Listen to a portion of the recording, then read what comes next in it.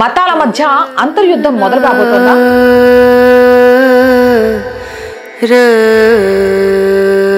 బంగ్లాదేశ్ ఇచ్చిన సంకేతం భారత్ ను పెను సవాలుగా మారుస్తోందా?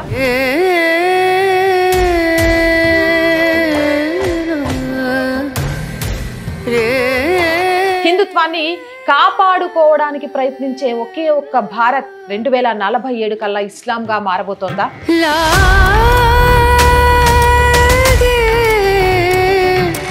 చాపకుంద నీరులా ఉన్న క్రిస్టియానిటీ సంగతే ఎలా ఉన్నారు? బ్రహ్మాండంగా. మీరు బాగున్నారు, దేశం బాగోలేదు అని. 1000 ఏళ్ల ముస్లింల పాలన, 200 సంవత్సరాల క్రిస్టియన్ల పాలన ఎట్లా జరిగింది? ఇక్కడ దొంగలు ఈనాటికి ఉన్నారు. రైతుల నోట్లో మట్టి కొట్టింది ఈ. నువ్వు ఆస్తి పంచుకున్నావు, వెళ్ళిపోయావు, కానీ నీ బిడ్డలు ఇక్కడ ఉండాలా? అసలు 2047 వరకు భారతదేశంలో హిందువులు బ్రతుకుంటారా? ఒక్క హిందువు బతికున్నంత వరకు.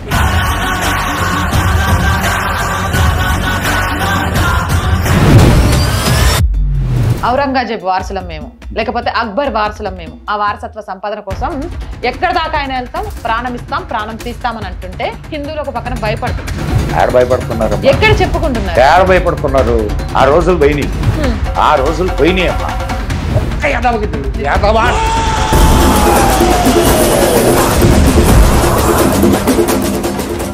నేను హిందువుని అనేటటువంటి జాగృతి వాళ్ళల్లో వస్తుందో ఖచ్చితంగా హిందువుల ఐక్యత ఏర్పడుతుంది.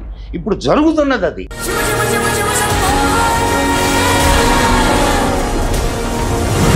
త్వరలోనే మళ్ళీ యేసు కల్కి అవతారంగా యేసుయే పుట్టబోతున్నాడు. ఇప్పటికి చాలా సార్లు చెప్పారు. 2000 సంవత్సరాల క్రితం చచ్చిన వాడు అదిగో బతికేస్తున్నాడు, ఇదిగో బతికేస్తున్నాడు, అదిగో బతికేస్తాడు. ఇప్పటిదాకా బతకలా, ఇంకా బతుకుతాడని వీళ్ళు బతుకున్నంత వరకు ఆయన బతుకుతాడని చెప్తూనే ఉంటాడు.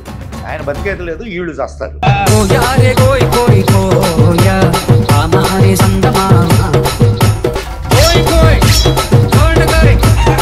ఆధ్యాత్మికత తొక్కాతోలు ఏమీ లేవు. నువ్వు వాడికి ఒక గొర్రె, నిన్ను మారిస్తే 10% వాడికి వస్తుంది. This is the only concept. హిందువులందరూ ఒక్కసారి తిరగబడితే ఏమవుద్ది ఆలోచించు. అంటే తిరగపడరు అనేది వాళ్ళ ధైర్యం. సమయం వచ్చింది. హిందువే సెక్యులర్ గా ఎందుకు బతకాలి? వాళ్ళు చెప్తున్నారమ్మా, నువ్వు వింటున్నావు. సిగ్గులే అసలు. వాళ్ళ చెప్పులు లాగుతారమ్మాయి వీళ్ళు. కాంగ్రెస్ పుట్టుకేంటి? నెహ్రూ బతికాడా? ఇందిరాగాంధీ బతికిందా? సంజయ్ గాంధీ బతికాడా? రాజీవ్ గాంధీ బతికాడా? వీళ్ళు రాజ్యాంగాన్ని సర్వనాశనం చేసింది వీళ్ళు. రాహుల్ గాంధీ గురించి కొంతసేపు మనం మాట్లాడుకోవాల్సిన అవసరం ఉందంటావా? వాడికి ఏం దేశం? ఇంగ్లాండ్ పౌరసత్వం ఉంది, అవును, అండ్ భారతదేశ పౌరసత్వం ఉంది. ఇక్కడ తంతే అక్కడికి వెళ్ళిపోతాడు. వాడికి ఏం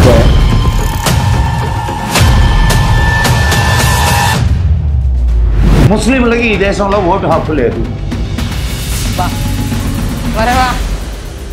నమస్తే, వెల్కమ్ టు అవర్ వాయిస్. నేను జర్నలిస్ట్ నవత. భారతదేశంలో ప్రస్తుతం ఆర్థిక పరిస్థితి ఎలా ఉంది? మతాల మధ్య అంతర్యుద్ధం మొదలు కాబోతోందా? బంగ్లాదేశ్ ఇచ్చిన సంకేతం భారత్ను పెను సవాలుగా మారుస్తోందా? ఆర్థికంగా దేశాన్ని అభివృద్ధి చేయలేక, ఇక్కడున్న అన్ఎంప్లాయ్మెంట్ని తీసేయలేక మతం ముసుగులో బీజేపీ అడుగులు వేస్తుందని వాదించే వాళ్ళు లేకపోలేదు. నిజంగా కూడా దేశ డెవలప్మెంట్కి మతానికి సంబంధం ఉందా? 50 ఏళ్ల కాంగ్రెస్ పాలనలో ఏం జరిగింది? హిందుత్వాన్ని కాపాడుకోవడానికి ప్రయత్నించే ఒకే ఒక్క భారత్ 2047 కల్లా ఇస్లాంగా మారబోతోందా? చాపకుంద నీరులా ఉన్న క్రిస్టియానిటీ సంగతి ఏంటి? ఇలా అనేక ప్రశ్నలు.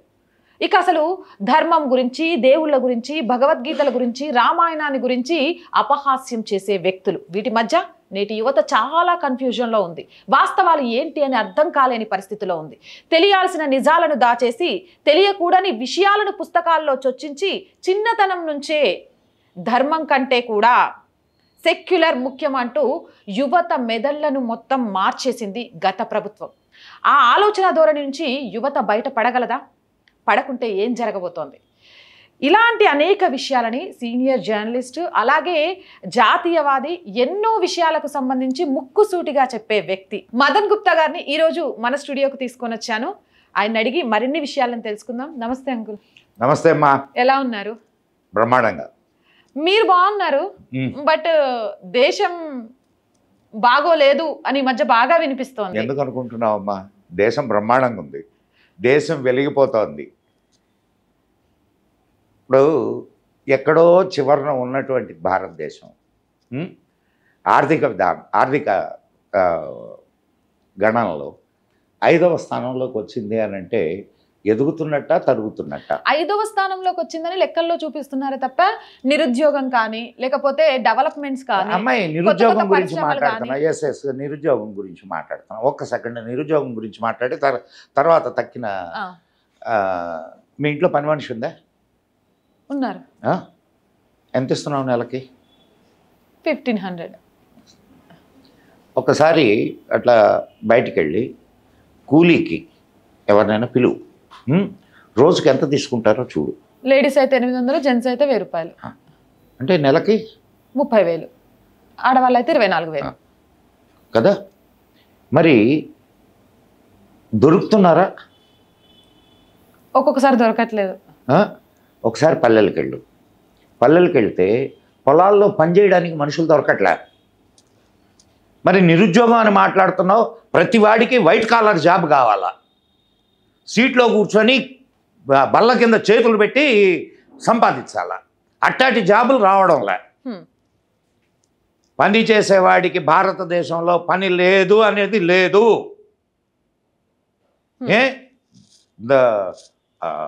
ప్రతివాడికి ఇంజనీర్ కావాలా, ప్రతివాడు డాక్టర్ కావాలా. అంటే వ్యవసాయం ద్వారా దేశ ఆర్థిక స్థితిగతి అనేది చాలా తక్కువగా ప్రభావం చూపుతుంది. కానీ ఈ రోజు మ్యానుఫ్యాక్చరింగ్ తక్కువ ప్రభావం ఏంటమ్మా? అమెరికా లాంటి దేశాలు. భారతదేశం 6,50,000 గ్రామాలు ఉన్నటువంటి దేశం. ప్రధానంగా వ్యవసాయం మీద ఆధారపడినటువంటి దేశం. ఈరోజు ప్రపంచానికి అన్నపూర్ణగా అన్నం పెడుతున్నటువంటి దేశం భారతదేశం. వ్యవసాయం తక్కువేమిటి? కాకపోతే నీకు వ్యవసాయదారుడికి కావలసినటువంటి ధర దొరక్కపోవచ్చు. అది మన ప్రభుత్వ నీతుల్లో ఒక భాగం కావచ్చు. కానీ ప్రాసెస్ చేసి అదే ఫుడ్ని, ఇప్పుడు నువ్వు ఏదైతే ఫుడ్ బయట తింటున్నావో ఆ ఫుడ్ నీకు ఎక్కడి నుంచి వచ్చిందమ్మా? వ్యవసాయం నుంచేనా? అవును. మరి ఇక్కడ పిజ్జా 100 రూపాయలు పెట్టి కొంటున్నావు, కానీ పిజ్జాకు కావలసినటువంటి మెటీరియల్ ఏదైతే ఉందో ఆ మెటీరియల్ తయారు చేసేటటువంటి రా మెటీరియల్ తయారు చేసేటటువంటి వాడికి ఎంత వస్తుంది? ఆ ప్రాసెసింగ్. అందుకే మోడీ ప్రభుత్వం ఒక మంచి ఆలోచన చేసింది. గ్రామాల నుంచి ఫుడ్ని అంటే ఫుడ్ గ్రెయిన్స్ కానీ వీటిని అన్నిటినీ ప్రాసెస్ చేసి ఇది చేయాలనేటటువంటి ఒక సంకల్పంతో ఉంది. మార్కెటింగ్ వ్యవస్థల్ని స్టార్ట్ చేసింది. కానీ వాటిల్ని కూడా అడ్డుకోవడానికి సిద్ధపడ్డటువంటి దౌర్భాగ్యులు మన భారతదేశంలో ఉంటుంది. అసలు భారతదేశానికి నిజమైన శత్రువు ఎవరు? మనమేనమ్మా. ఈ దేశంలో పుట్టిన వాళ్ళు ఖచ్చితంగా మనమే. ఎందుకనంటే ఇప్పుడు 1000 ఏళ్ల ఇతర దేశాల 1000 ఏళ్ల ముస్లింల పాలన, 200 సంవత్సరాల క్రిస్టియన్ల పాలన ఎట్లా జరిగింది? ఇక్కడ వాళ్ళు సహకారం చేయకుండా ఇక్కడ దొంగలు ఈనాటికి ఉన్నారు. ఈ దేశం బాగుపడకూడదు అని అనుకునేటటువంటి మనుషులు ఈనాటికి ఉన్నారు. నిన్నటికి నిన్న ఇప్పుడు రైతులకు చాలా మంచి ఇవి తీసుకొని వచ్చింది మోడీ ప్రభుత్వం. ఏది? మూడు చట్టాలు. ఎవరమ్మా దాన్ని వ్యతిరేకించింది? రైతుల నోట్లో మట్టి కొట్టింది ఈ దొంగలు కాదు. రైతులను మోసం రైతుల వేషాలు వేసుకొని అక్కడ ధర్నాలు చేసి ఆ బిల్లుల్ని నిర్వీర్యం చేసినటువంటి దౌర్భాగ్యులు మళ్ళా అదే రైతులు ఇట్లాంటి వాళ్ళని సమర్థిస్తుంటే ఏమని మాట్లాడాలి మనం? అంటే నిజం ప్రజలకు ఎందుకు తెలియట్లేదు? రైతుల దాకా అసలు వాస్తవాలు ఏంటనేది ఎందుకు తెలియలేకపోతున్నారు? ఇప్పుడు నిజం గొంతు విప్పే లోపల అబద్ధం ప్రపంచం దాటుద్ది. నీకు వాళ్ళకి ప్రపంచవ్యాప్తంగా ఒక పెద్ద నెట్వర్క్ ఉంది. వాళ్ళు ప్రచారంలో అద్భుతంగా ప్రచారం చేస్తారు దేన్నైనా. ఇంటి దొంగను ఈశ్వరుడే పట్టలేడు అని అంటారు. మరి ఈ దేశంలో ఈ దొంగల్ని పట్టలేకపోతే రేపు దేశ పరిస్థితి ఏంటి? పట్టలేక కాదు, సరైన నిర్ణయం తీసుకోక. ఈ విషయంలో నేను బీజేపీని కూడా నేను తప్పుపడతాను. వాళ్ళు కఠినమైన నిర్ణయాలు తీసుకొని కానీ ఇచ్చేస్తుంటే వీళ్ళందరూ నోరెత్తే వాళ్ళ ఏమ్మా అంటే ఆ విషయంలో కాంగ్రెస్ బెస్ట్. అవును, నోరెత్తకుండా చంపేసేది. ఏం పోతే పోయారు 10 మంది. ఏమవుద్ది దేశానికి? ఇప్పుడు ఒక నీతి ఉంది. ఒక వ్యక్తి ని వదులుచుకోవడం వల్ల ఒక కుటుంబం బాగుపడుద్ది అంటే వ్యక్తిని వదులుచుకోవచ్చు. ఒక కుటుంబాన్ని వదులుచుకోవడం వల్ల ఒక గ్రామం బాగుపడుద్ది అని అంటే కుటుంబాన్ని వదిలేసుకోవచ్చు. ఒక గ్రామం పోతే దేశం బాగుపడుద్ది అని అంటే గ్రామాన్ని కూడా వదులుకోవచ్చు. అంటే ఈ నినాదంతోనే అఖండ భారత్ ముక్కలైంది అనుకోవచ్చా? కానీ ఏం బాగుపడలే కదా ముస్లిమ్స్ అంతా కూడా వాళ్ళ ప్రాతిపదిక. కాదు కాదు, నేను ఒక విషయం చెప్తాను. ఎవరు దానికి కారకులు? ఎవరు? మన గాంధీ మహాత్ముడు ఏమని చెప్పాడు? నా శవం మీదనే ఈ దేశం 2 ముక్కలు కావాలా అన్నటువంటి గాంధీ మహాత్ముడు మరి దేనికి ఒప్పుకున్నాడు? అవునా కదమ్మా? అండ్ సరే బాగుంది, విడిపోయాం, నువ్వు నేను అన్నా చెల్లెళ్ళామమ్మా, లేదో అన్నదమ్ముడో అనుకుందాం. నువ్వు ఆస్తి పంచుకున్నావు, వెళ్ళిపోయావు, కానీ నీ బిడ్డలు ఇక్కడ ఉండాలా? ఇదేం దౌర్భాగ్యం? అది ఎక్కడ లాజిక్? అసలు ఎక్కడ లాజిక్? ఎవడైనా ఆలోచిస్తున్నాడా? అసలు విడిపోయి వెళ్ళిపోయిన వాళ్ళని ఇక్కడ ఉంచడమే. అసలు ఇంకొక విషయాన్ని కూడా ఆలోచించు. ఈ దేశం విడిపోయిందే మతం అనేటటువంటి ప్రాతిపదిక మీద. ఒక మతం ఒక విడిపోయినటువంటి ఒక ముక్క ఇస్లాం దేశంగా ప్రకటించుకుంది, రెండో ముక్క ఏం కావాలా? హిందూ దేశంగా ప్రకటించుకో. అంటే ఇక్కడ ఉన్నటువంటి నాయకులు ఎవరైతే ఉన్నారో వాళ్ళు చేసిన కుట్రలు కాదు ఇవన్నీ. ఆనాడు అంబేద్కర్ నెత్తి నోరు కొట్టుకొని చెప్పాడు. ఏమని? ఆఖరి ముస్లిం పాకిస్తాన్ వెళ్లే వరకు, ఆఖరి హిందూ భారతదేశం వచ్చేంత వరకు విభజన పూర్తి అయినట్టు కాదు అది. అంటే ఈ రోజుకు కూడా విభజన జరగలేదు, జరిగినట్టు మనం భ్రమపడుతున్నాం, భ్రమలో బ్రతికేస్తున్నాం. ఈరోజు బంగ్లాదేశ్లో హిందువుల మీద అత్యాచారాలు జరుగుతుంటే, ఊస కోతలు వస్తుంటే నోరెత్తని దొంగ వెధవలు. అలా అంటే బీజేపీ కూడా పెద్దగా యాక్షన్ తీసుకోవట్లేదు కదా? బీజేపీ తీసుకునే యాక్షన్ తీసుకుంటుంది. మరి ట్రంప్ ఎట్లా మాట్లాడాడు అనుకుంటున్నారు? ఏ ప్రమేయం లేకుండానే మాట్లాడా? బీజేపీ అంటే హిందువులంతా ఓన్ చేసేసుకున్నారు, హిందువుల పార్టీగా బీజేపీని అన్నారు. కానీ నిజంగా కూడా హిందూ ఆలయాల కోసం కానీ హిందువుల కోసం కానీ ఆ రోజు ముస్లింలు ఓన్ చేసుకున్న కాంగ్రెస్ పార్టీ ముస్లిమ్స్ కోసం తీసుకొచ్చిన లాంటి చట్టాలను ఎందుకు తీసుకురాలేకపోతుంది? చూడమ్మా, 50 సంవత్సరాల పాలన వాళ్ళది, 11 సంవత్సరాల పాలన వీళ్ళది. కంపేర్ చేయలేము. అండ్ ఈ రోజుకి నీకు ఏదైనా బిల్లు పాస్ కావాలి అని అంటే అయితే వీళ్ళు చేసినటువంటి తప్పిదాలు కొన్ని ఉన్నాయి. గట్టిగా నిర్ణయాలు తీసుకోలేకపోవడం, ఎవరేమనుకుంటారో, ప్రపంచం ఏమనుకుంటుందో, దేశంలో వీళ్ళేమనుకుంటారో వాళ్ళేమనుకుంటారో అనేటటువంటి ఒక దువిధ వీళ్ళలో ఉన్నది. అది వదిలించుకోగలిగిన రోజు అందరికంటే బ్రహ్మాండంగా మనం పరిపాలించగలం. మనకి ఆ శక్తి ఉంది. అంటే పరిపాలించడం పక్కన పెడితే అసలు 2047 వరకు భారతదేశంలో హిందువులు బ్రతుకుంటారా? ఒక మాట చెప్తాను నేనమ్మా. ఇదే అంటే ఈ గణాంకాలు ఇవన్నీ చూస్తూ ఉన్నాం. గణాంకాలను చూసే కదా నువ్వు కూడా మాట్లాడు.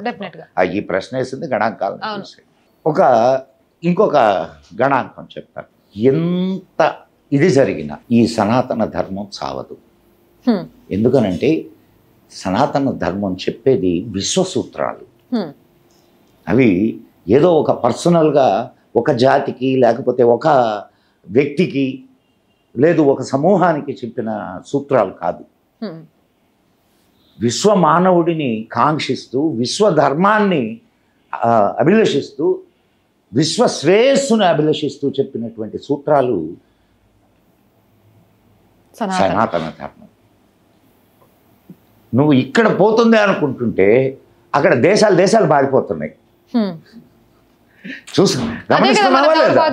ఎక్కడైతే పుట్టిందో అక్కడ విస్మరిస్తుంటే పరాయి ఎక్కడ దేశాలు own ఎక్కడ పోదమ్మా, చేసుకుంటున్నాయనే కదా ఎక్కడ బాధ. పోదు. నేను చెప్తున్నా, ఒక్క హిందువు బతికున్నంత వరకు, ఒక్క హిందువు బతికినా చాలు, అసలు హిందూ ధర్మం బతికేస్తుంది. నిజంగా కూడా హిందూ అని చెప్పుకోవడానికి నేను ఒక ఉదాహరణ నిన్న ఒక చిన్న విషయం చెప్తానమ్మా. నేను ఒక ప్రోగ్రాంకి వెళ్ళాను.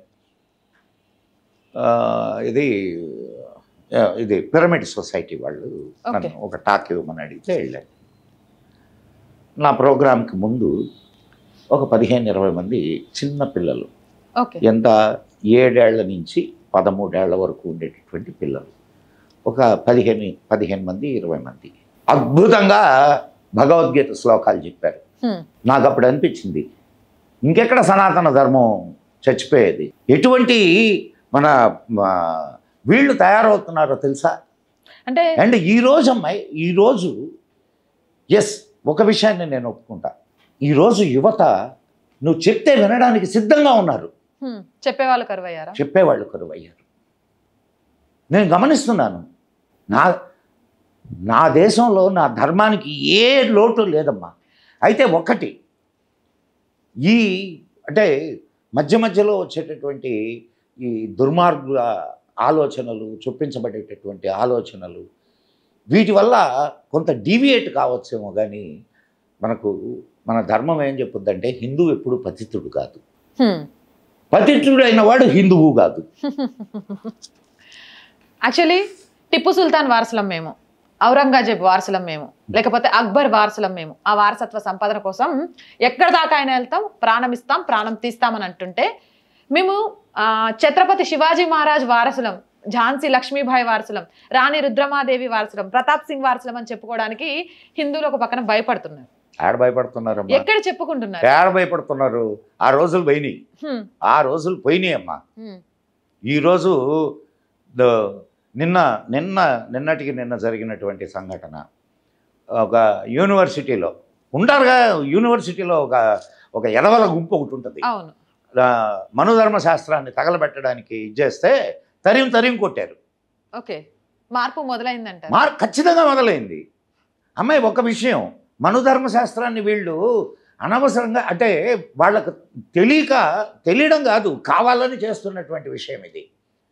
మనుధర్మ శాస్త్రంలో అనేక ప్రక్షిప్తాలు ఉన్నాయి. ఆ ప్రక్షిప్తాలన్నింటినీ తీసేసి జైపూర్ హైకోర్టు తీసేసినటువంటి ప్రతిని వాళ్ళు యాక్సెప్ట్ చేసి జైపూర్ హైకోర్టు ప్రాంగణంలో మనువు యొక్క విగ్రహాన్ని ఏర్పాటు చేసుకున్నారు. మరి ఎందుకు ఇంకా దాన్ని కాంట్రవర్సీ చేయడానికి ఒక కుహానా గ్రూప్ ట్రై చేస్తుంది? నీకు ఒక విషయం చెప్తాను నేనమ్మా, వాళ్ళకి కొన్ని అంటే స్టాండర్డ్ ప్రిన్సిపల్స్ అన్నమాట మనువు ధర్మశాస్త్రం. దాంట్లో ఏముందో ఒక్క ఎదవకు తెలియదు, ఎదవా అంటున్నా నేను, నిజమే అది, ఒక్క ఎదవకు తెలియదు, దాని గురించి మాట్లాడేస్తాడు. ఇంకొకటి ఆర్యుల దండయాత్ర, మొత్తం ప్రపంచం అంతా అసలు ఆర్యుల దండయాత్ర అనేది జరగలేదని చెప్తుంటే, ఇక్కడుండే ఎదవలు మాత్రం ఆర్యుల దండయాత్రను మాట్లాడతారు. ఎందుకు ఈ జాతిని చీల్చాలా, ఇట్లాంటివి చెప్పి చీల్చాలా? అన్ని మతాలలో కులాలు ఉన్నాయి, కానీ హిందువులు మాత్రం ఎందుకు కులాల కోసం కొట్టుకుంటూ ఉంటారు? కాదు, అన్ని మతాల్లో కొట్టుకుంటున్నారు. నువ్వు బలిదాన్ని, నీకు ఇన్సిడెంట్ తెలిసినట్లేదు. చెప్తాను. పాకిస్తాన్లో ఇప్పుడు పాకిస్తాన్లో హిందువులు ఎవరు ఉన్నారమ్మా? లేరు. ఎవరు కొట్టుకుంటున్నారు? సున్నీలు, షియాలు, అహ్మదియాలు, పస్తూన్లు, ఇంకొక కొట్టుకుంటున్నారా? బంగ్లాదేశ్లో ఎవరు కొట్టుకుంటున్నారు? వాళ్ళే. ఉన్నటువంటి 67 దేశాల్లో ముస్లింసే ఉన్నారుగా. ఎవరు కొట్టుకుంటున్నారు? వాళ్ళలో వాళ్ళే చంపుకుంటున్నారు, కొట్టుకోవడం కాదు, చంపుకుంటున్నారు. భారతదేశంలో కులాలు ఉన్నాయి, కొట్టుకుంటున్నారా, చంపుకుంటున్నారా, వాదించుకుంటున్నారు. మీ కులం గొప్ప అంటే మా కులం గొప్ప అని చెప్పుకుంటున్నారు తప్ప పోయి కులాలని నిర్మూలించాలా అనుకుంటున్నారా? ఆ రకంగా అయితే మన హిందూ కులాలే నయమంటారు. కాదా? నువ్వు చెప్పులే. నేను చెప్పిన దీని ప్రకారం కాదా? ఎవడైనా రెడ్లు వచ్చి మొత్తం తక్కిన వాళ్ళందరినీ చంపేద్దాం అనుకుంటున్నాడా? లేదు, లేదు. కమ్మోళ్ళు వచ్చి మొత్తం అందరినీ చంపేద్దాం అనుకుంటున్నారా? లేదు. బ్రాహ్మణులు అనుకుంటున్నారా? లేదు. కానీ వాళ్ళు మాది గొప్ప అనుకుంటున్నారు. వాళ్ళు కులాలుగా కొట్టుకున్నా ఎండ్ ఆఫ్ ది డే మతం దగ్గరకు వచ్చేసరికి ఏకం అవుతారు. కానీ ఇక్కడ హిందువులు మాత్రం మతం దగ్గరకు వచ్చేసరికి సెక్యులర్ అంటున్నారు. ఇంకొక విషయం ఇక్కడ మనం ఎస్టాబ్లిష్ చేయలేకపోయింది. అది వాళ్ళ తప్పు కాదు, మనం ఎస్టాబ్లిష్ చేయలేకపోయింది. నేను రెడ్డి అనుకుంటున్నాడు, నేను కమ్మ అనుకుంటున్నాడు, నేను పాముటి అనుకుంటున్నాడు, కానీ నేను హిందూ అనుకోవడం లేదు. ఏ రోజైతే ఆ నేను హిందువుని అనేటటువంటి జాగృతి వాళ్ళల్లో వస్తుందో ఖచ్చితంగా హిందువుల ఐక్యత ఏర్పడుద్ది. ఇప్పుడు జరుగుతున్నది అది. ఇప్పుడు నీకు ఉత్తరప్రదేశ్ తీసుకుందాం. ఉత్తరప్రదేశ్లో ముస్లిము యాదవాస్ ఒకటైతే రాజ్యం వాళ్ళది. అవును. కానీ ఇప్పుడు ఎవరు చేస్తున్నారు అక్కడ? యోగి ఆదిత్యనాథ్ గారు. ఎవరేశారు ఓట్లు? హిందువులు. యాదవులు వేయలేదా? యాదవులు హిందువులు కాదా? అవునా కాదా? ఆ మార్పు వచ్చినట్టా కాదా? స్టార్ట్ అయింది. మహారాష్ట్రలో పరిస్థితి ఏంది నిన్న? అవును, ఎస్సీ ఎస్టీలు పట్టం కట్టారు బీజేపీకి, ఒక విధంగా చెప్పాలి అని అంటే హిందూగా ఆలోచించి. కానీ ఇవి పెద్దగా బయటికి కనిపించట్లేదు. పొద్దున్న లేస్తే మనం చూసేది ఏంటంటే చాప కింద నీరులాగా విస్తరిస్తూ మతం మారుస్తున్న క్రిస్టియానిటీకి సంబంధించి కొన్ని భయానక వార్తలు. మరికొన్ని ఒక విషయం చెప్తాను నేనమ్మా. ఎస్, వాళ్ళకి they have very big funding system and వాళ్ళ ధర్మాన్ని వాళ్ళ మతాన్ని వాళ్ళు వ్యాపింపజేసుకోవడానికి కావలసినంత ఆర్థిక వనరులు ఉన్నాయి అండ్ మార్కెటింగ్ స్ట్రాటజీస్ ఉన్నాయి. మార్కెటింగ్ ఇట్ ఈస్ నువ్వు క్రిస్టియన్స్ మన ఒక ఇదేదో వచ్చింది, ఇది ఒక సినిమా కూడా వచ్చింది, మలయాళం సినిమా. దాన్ని ఇంగ్లీష్లోకి హిందీలోకి కూడా ట్రాన్స్లేట్ చేశారు. ట్రాన్స్ చూడు, సినిమా చూడు. వాళ్ళు ఎన్ని రకాలుగా రోజు చూస్తున్నాయే మనం. కాకపోతే వాళ్ళు సినిమాలో వాళ్ళు చూపించారు మనం. సో దాంట్లో వాడు చూపించిందంతా ఏంటి? ఎట్లా మనుషుల్ని మాయ చేయాలి. అమ్మాయి, ఒక పప్పర్మిట్ ఉందమ్మా, నీకు 5 పైసలు లేదా 10 పైసలు, దానికి ఒక కాగితం చుడితే చాక్లెట్ పావలా 10 రూపాయలు, పావలా 10 రూపాయలు. దాన్ని ఒక ప్యాకెట్లో పెడితే దాని విలువ వేరు, 10 రూపాయలు. ఉండేది ఒకటేగా మెటీరియల్. ఇప్పుడు వాళ్ళు చేస్తున్నది అది. దానికి ఒక కాగితం చుట్టారు, దానికి ఒక కవర్లో పెట్టి అద్భుతంగా ప్రచారం చేస్తారు. అసలు భరతమాతే లేదు అని మాట్లాడుతున్నారు. అసలు భరతమాత ఎవరు? మమ్మల్ని భరతమాత అనమంటారేంటి? త్వరలోనే మళ్ళీ యేసు కల్కి అవతారంగా యేసుయే పుట్టబోతున్నాడు. ఇప్పటికి చాలా సార్లు చెప్పారు. 2000 సంవత్సరాల క్రితం చచ్చిన వాడు అదిగో బతికేస్తున్నాడు, ఇదిగో బతికేస్తున్నాడు, అదిగో బతికేస్తాడు. ఇప్పటిదాకా బతకల, ఇంకా బతుకుతాడని వీళ్ళు బతుకున్నంత వరకు ఆయన బతుకుతాడని చెప్తూనే ఉంటారు. ఆయన బతికేది లేదు, వీళ్ళు చేస్తారు అంతే తప్ప. సో కల్కి అవతారం దాని గురించి అసలు హిందూ ధర్మాన్నే నమ్మని వాళ్ళకి కల్కి అవతారం అండ్ వేదాలు వీటితో పనేంది? ఎడారుల్లో వేదాలు ఉన్నాయా? ఈ మధ్యకాలంలో కొత్త నామాలు కూడా వచ్చాయి. శ్రీనివాస గోవింద లాగా ఏసయ్య గోవింద అంటూ. గోవిందానా? గోవింద మంచిది, శుభం. ఇప్పుడు నీకు మన భారతదేశానికి ఉన్న, అంటే మన హైందవ ధర్మానికి, సనాతన ధర్మానికి ఉన్న ఒక గొప్ప విశేషం ఏంటంటే దేన్నైనా సరే ఇట్లా కలుపుకుంటుంది. అదే కొంప ముంచుతోంది. కలవని వాళ్ళతోటే గొడవ, కలిసిపోయిన వాళ్ళతోటి గొడవ లేదు. ఎందుకనంటే ఇప్పుడు నువ్వు కొంచెం అట్లా కేరళకు పోదాం, నేను చూపిస్తాను నీకు. సేమ్ దేవాలయాల్లాగే చర్చిలు ఉంటాయి. సేమ్ మన వాళ్ళలాగే వాళ్ళ కట్టుబొట్టు అండ్ ఈ మధ్య కాలంలోనే సహస్రనామాలు, రథయాత్రలు. ఏమైందమ్మా నీకు 33 కోట్ల దేవతలు ఉన్నారు, ఇంకొకటి చేరితే ఉన్నది నీకు పోద్దా?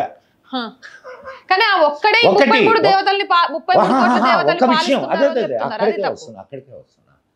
ఒక్క విషయం, ఎప్పుడైతే నువ్వు జాతీయవాదాన్ని వదిలేసావో అప్పుడు అది నీ ధర్మానికి సంబంధించింది కాదు. నీ జాతికి వాళ్ళు నీ జాతి మనుషులే, నీ జాతి మనుషులే. కాకపోతే పక్కదారి పెట్టారు. ఈ ఫిలాసఫీని ఒక్కసారి వంట పట్టించుకున్న తర్వాత ఓకే, ఇప్పుడు నువ్వేం చెప్తున్నావు? నువ్వు ఏ పేరైనా పెట్టు, అంతే, ఏ పేరైనా పెట్టు, కానీ నువ్వు దేవుణ్ణి కొలువు. అవును, నమ్ము, త్రికరణ శుద్ధిగా నమ్ము, నువ్వు చేసే పని చెయ్యి. ఇది కదా అంతే. వాడు త్రికరణ శుద్ధిగా ఆ పని చేస్తే ఓకే, కానీ నిన్ను కెలికి నిన్ను మార్చి వాడేదో నువ్వే తప్పు అంటే అది తప్పు. దాన్ని తప్పు పెడదాం మనం. అలా తప్పు పట్టే వాళ్ళను తప్పు అంటున్నారు. మత వ్యాప్తి చేస్తూ మత ప్రచారం చేస్తున్న వాళ్ళేమో దేవుడి బిడ్డలు అవుతున్నారు. అది తప్పు, బలవంతంగా రుద్దకండి అన్న వాళ్ళను మతోన్మాదులను చేస్తున్నారు. ఎక్కడిది ఇది? ఏం లేదు. ఇప్పుడు వాడు బతకాలి కదా. 10 గొర్రెలు దొరికితే వాడికి 10% వస్తుంది. సో ఎంతమందిని వాడు మార్చుకోగలిగితే అంత పర్సంటేజ్ వాడికి వస్తుంది. కాబట్టి ఇక్కడ ఆధ్యాత్మికత తొక్కాతోలు ఏమీ లేవు. ఇక్కడ ఆర్థికమైనటువంటి విషయమే. నువ్వు వాడికి ఒక గొర్రె, నిన్ను మారిస్తే 10% వాడికి వస్తుంది. This is the only concept. ఎన్ని గొర్రెలు దొరికితే అంత. ఈ మధ్య కాలంలో అంబేద్కర్ గారి గురించి బాగా వినిపిస్తోంది. నిజంగా అంబేద్కర్ నినాదం ఏంటి? అంబేద్కర్ వాదులు ఆచరిస్తున్న విధానం ఏంటి? అంబేద్కర్ అనేది ఒక ముసుగమ్మ. ఇప్పుడు అంబేద్కర్ వాదులు అని చెప్పుకుంటున్నటువంటి వాళ్ళు ఆ ముసుగేసుకొని అంబేద్కర్ని నాశనం చేస్తున్నారు. అంబేద్కర్ యొక్క ఆశయాల్ని నాశనం చేస్తున్నారు. అంబేద్కర్ ఆశయాల కోసం పోరాడుతున్నటువంటి వాళ్ళు ఒక్కర్లేరు వీళ్ళల్లో. ఆ ముసుగేసుకొని వీళ్ళని హిందువుల్ని క్రిస్టియన్లుగా మార్చడం, ఇది వాళ్ళ మెయిన్. ఇప్పుడు they are not Buddhist or Hindus, they are crypto Christians. ఎంత నీచమైన బుద్ధో ఆలోచించు. నీచులు అంటాం, పేరుకు మాత్రం మేము క్రిస్టియన్లం, కానీ ఉద్యోగానికి వచ్చేసరికి మాత్రం వీళ్ళకి రిజర్వేషన్లు కావాలా, హిందువుల రిజర్వేషన్లు కావాలా. హిందువుల కూడు తింటూ హిందువుల గురించి మాట్లాడేటటువంటి అర్హత వీళ్ళకుందా అమ్మా? లేదు. అంత నీచమైన బతుకుతూ హిందువుల ధర్మం మీద బతుకుతూ హిందువుల్ని మాట్లాడే హక్కు వీళ్ళకుందా? లేదు. చట్టాలు వీళ్ళని ఏం చేయలేకపోతున్నాయి కదా. ఎందుకు చేయలేవమ్మా? ఎందుకు చేయవు? నువ్వు రిపోర్ట్ చేసావా? ఉన్నాయి చట్టాలు, ఇక అవి కూడా మొదలవుతాయి, చూస్తూ ఉండు. ఇప్పుడు రిజర్వేషన్ మీద ఉద్యోగం తెచ్చుకున్నాడు, కానీ క్రిస్టియన్ అని తేలిన రోజు ఏమవుద్ది? ఉద్యోగం పోతుంది. ఉద్యోగం పోవడం కాదు, ఇప్పుడు దాకా తీసిందంతా కట్టాలా. ఉన్నాయి అటువంటి చట్టాలు. కానీ ఎంతమంది మీద కేసులు పెట్టారు? ఎవరు పెట్టారు? హిందూ సంస్థలు ఏమన్నా పెడుతున్నాయా? ఏం చేస్తున్నాయి మరి హిందూ సంస్థలన్నీ? ప్రశ్నించు నువ్వు హిందూ సంస్థల్ని. ఈరోజు నిజంగా కూడా అంటే చాలా చెప్పుకోవడానికి పేరుకి చాలా ఉన్నాయి, కానీ కొట్లాటల్లోకి వచ్చేసరికి అంతిమ విజయాన్ని సాధించలేకపోతున్నాయి. కొట్లాట దేనికి పరిష్కారం కాదమ్మాయి. ఒకటి గుర్తుపెట్టుకో. ఇప్పుడు యుద్ధం అనేది ఏదైనా సరే, కొట్లాట అంటే ఇట్స్ నథింగ్ బట్ యుద్ధం అనేది చివరి మజిలీ. కామదాన భేద దండోపాయాలు అని అంటారు, 4 విధాలు. మొట్టమొదట మనం సామంగా ప్రయత్నించాలి. ఇప్పటిదాకా అదే చేస్తున్నాం. భేదంగా టాక్టిఫుల్గా మనం హ్యాండిల్ చేయాలా, అది చేయలేకపోతే మన వల్ల కాదు. దానం చేసి చేయాలా, అది మన శక్తిలో లేనిది. ఇక మిగిలింది దండోపాయాలు ప్రయోగిస్తున్నారు. ఇప్పుడు చైతన్యం వస్తున్నది. ఇప్పుడు వాళ్ళు కూడా కళ్ళు తెరిస్తే మంచి జరుగుద్ది, వాళ్లకు మంచిదే. ఇప్పుడు హిందూ దేవీ దేవతల్ని నువ్వు విమర్శిస్తూ నీ దేవీ దేవతల్ని మేము విమర్శించకూడదు అని అంటే అది ఇప్పుడు ఈ వ్యవస్థలో మంచి పదవుల్లో వాళ్ళు ఉన్నారు, వాళ్ళని సపోర్ట్ చేసే వాళ్ళు ఉన్నారు. కానీ నిజంగా హిందువులందరూ ఒక్కసారి తిరగబడితే ఏమవుద్దో ఆలోచించు. అంటే తిరగపడరు అనేది వాళ్ళ ధైర్యం. తిరగపడితే తిరగపడేటటువంటి సమయం వచ్చింది. హిందువుల్లో చైతన్యం రాలేదనుకుంటున్నావా? మేబీ కనిపించట్లేదు. కనిపించట్లేదు. హిందువుల్లో చైతన్యం వచ్చింది. పిల్లలందరూ ఈనాటి యువత ధర్మం కోసం నిలబడేటటువంటి యువతగా తయారవుతూ ఉంది. తమ ధర్మాన్ని తెలుసుకోవడానికి తాపత్రయపడుతున్నారు. మీరు ఎక్కడో హిందూ ధర్మ ప్రకారం రిజర్వేషన్ని తీసుకొని మతం మారిన వాళ్ళ గురించి మాట్లాడుతున్నారు. పార్లమెంట్ సాక్షిగా ఈ దేశం ఇచ్చే ప్రజలు కట్టే పన్నుల ద్వారా జీతాలు తీసుకుంటూ ప్రజలేసే ఓట్ల ద్వారా గెలుస్తూ ప్రమాణ స్వీకారం రోజు జై భారత్ అనాల్సిన ఒక వ్యక్తి జై పాలస్తీనా అన్నా కూడా యాక్షన్ తీసుకోలేని స్థితిలో మనం ఉండిపోయాం. వీళ్ళని ఎవరు ఎవరిని తప్పు పడతావు నువ్వు? ఎవరిని? నిధులను తప్పు పట్టాల్సింది పార్లమెంట్ తప్పు పట్టు. అదే అంటున్నాను, పార్లమెంట్ తప్పు పట్టు. అలాంటి కల్చర్ లో ఉన్న మరి భయపడతారు. ఇట్లాంటి దుర్మార్గులందరినీ ఇక్కడ దాకా అంత దాకా ఎదగనిచ్చింది ఎవరు? ఈ గాంధీ నెహ్రూలు కాదు. ఆ రోజే మొత్తం పోండ్రనాయన అని చెప్పి పంపించుంటే మనకి ఈ గోష్ఠం ఉండదుగా.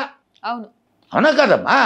అండ్ పైగా సెక్యులర్ అనే పదాన్ని మన రాజ్యాంగంలో ఇరికిస్తుంది. సెక్యులర్ అనేది హిందువే, వీళ్ళకే హిందువులకే సెక్యులర్ అని చెప్తారు. హిందువే సెక్యులర్ గా ఎందుకు బతకాలి? వాళ్ళు చెప్తున్నారమ్మా, నువ్వు వింటున్నావు. అంటే వాడు ఏం చెప్తే అది ఇన్నేళ్ళు విన్నాగా. సెక్యులర్ అనేది వాళ్ళు చెప్తూ ఉంటే మనం పాటిస్తున్నాం. ఈ సెక్యులరిజం క్రిస్టియన్లకు వర్తించదు, ముస్లింలకు వర్తించదు.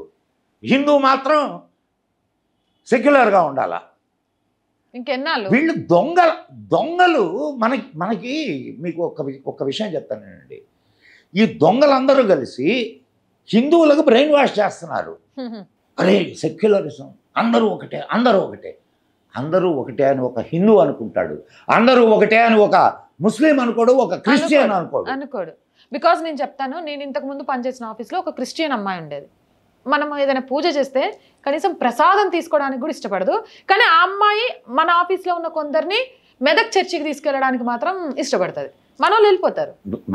మన వాళ్ళకి ఒక విషయం, మన వాళ్ళకి చిన్నప్పటి నుంచి మనం ఏం చెప్పామంటే అందరు దేవతలు ఒకటే అని చెప్పాము.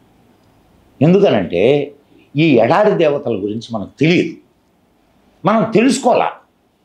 బైబిల్ చదివితే తెలుస్తుంది, ఖురాన్ చదివితే తెలుస్తుంది, మనం చదవం. అవునా కాదమ్మా? చదవం.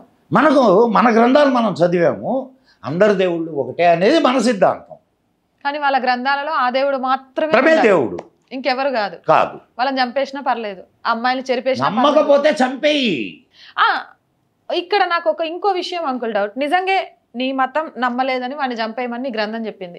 నువ్వు చేసే దాంట్లో ఆడపిల్లలు అసలు వాళ్ళు ఏం చేశారు? వాళ్ళని ఎందుకు బలిపశువులాగా, వాళ్ళనంత పైశాచికంగా ఆడపిల్లల మీద ఏంటి? ఏందమ్మా నీకు వాళ్ళ గ్రంథం క్లియర్గా చెప్తుంది, ఆడపిల్లగా ఆత్మ లేదు. మొన్న త్రిపుల్ తలాక్ ఇచ్చేసినప్పుడు వాళ్ళు కోర్టులోనే చెప్పారు ఈ విషయాన్ని, ఆడపిల్లగా ఆత్మ లేదు. ఎవరు మరి? రిమోట్ కంట్రోల్ ఒక బొమ్మ? వాళ్ళు బొమ్మే, ఆట వస్తువు. నీ ఆడదాన్ని నీ సుఖం కోసం సృష్టించబడింది ఆడది. ఇది సిద్ధాంతం. అంత ఘోరమైన సిద్ధాంతాలు, అంత ఘోరమైన మనుషులు చెప్పే మాటల్ని ఇంకా భాయి అంటూ నమ్మే జనాలను అసలు ఏమనుకోవాలి? లేకపోతే వాళ్ళకు కొమ్ము కాస్తున్న రాజకీయ పార్టీలను ఏమనుకోవాలి? వాళ్ళ దగ్గర ఉన్నది ఒకటే ఒక అస్త్రం అమ్మ. ఆ అస్త్రం వాళ్ళ దగ్గర నుంచి పోయినప్పుడు ఏంటిదా? వాళ్ళందరూ సెటరేట్ అవుతారు. ఏందనంటే మూకుమ్మడిగా ఓటేస్తారు వాళ్ళు. అవును. ఆ ఒక్క అస్త్రం వాళ్ళ దగ్గర పోతే ఎలా పోతుంది? నేను ఒక చిన్న విషయం చెప్తాను. నేను సపోజ్ ఊరికే అంటే ఇది జరుగుద్దని కాదు నేను చెప్తుంది. ముస్లింలకి ఈ దేశంలో ఓటు హక్కు లేదు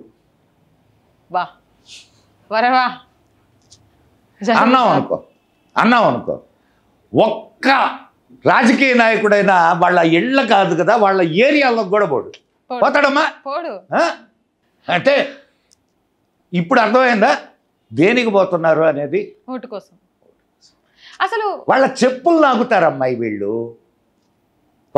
వాళ్ళు అరే నువ్వు బట్టలు ఇప్పి రోడ్లో నిలబడితే నీకు ఓటేస్తాం అన్నారు అనుకో, నిలబడతారు. అంత ఎదవలు మన రాజకీయ నాయకులు నువ్వేమీ స్పేర్ చేయాల్సిన అవసరం లేదు.